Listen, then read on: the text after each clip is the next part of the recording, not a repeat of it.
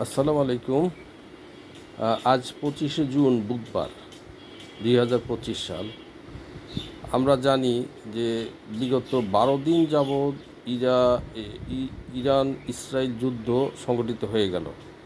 আমেরিকাও কিছুটা ইনভলভ হয়ে গিয়েছিল লাস্টে।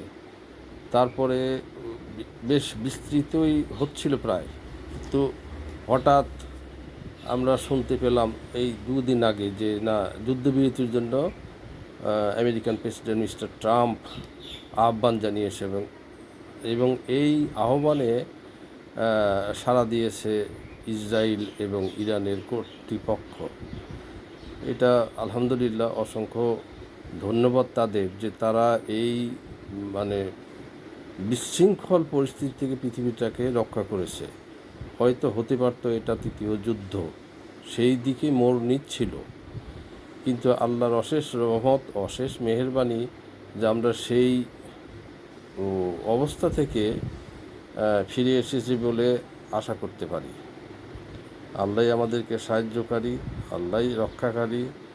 আল্লাহ নিশ্চয়ই আমাদের প্রতি সদয় হবেন।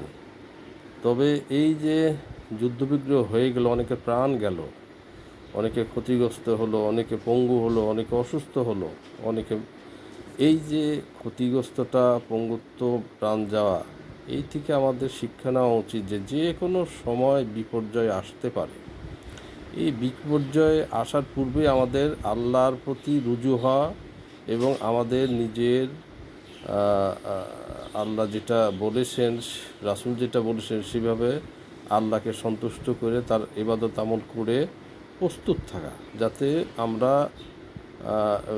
অন্তত করতে পারি, নিজের প্রতি নিজে বিশ্বস্ত হতে পারি যে হ্যাঁ, আমি যে কোনো সময় মৃত্যু হতে পারে এবং আমি মৃত্যুর জন্য প্রস্তুত। এবং সেই ভঙ্গিতে ইবাদত করা দরকার। যদিও মৃত্যুর ঘটনা কখন সংঘটিত হবে এটা কেউই জানে না, একমাত্র আল্লাহ রব্বুল আলামিন জানেন কার কখন মৃত্যু আসবে।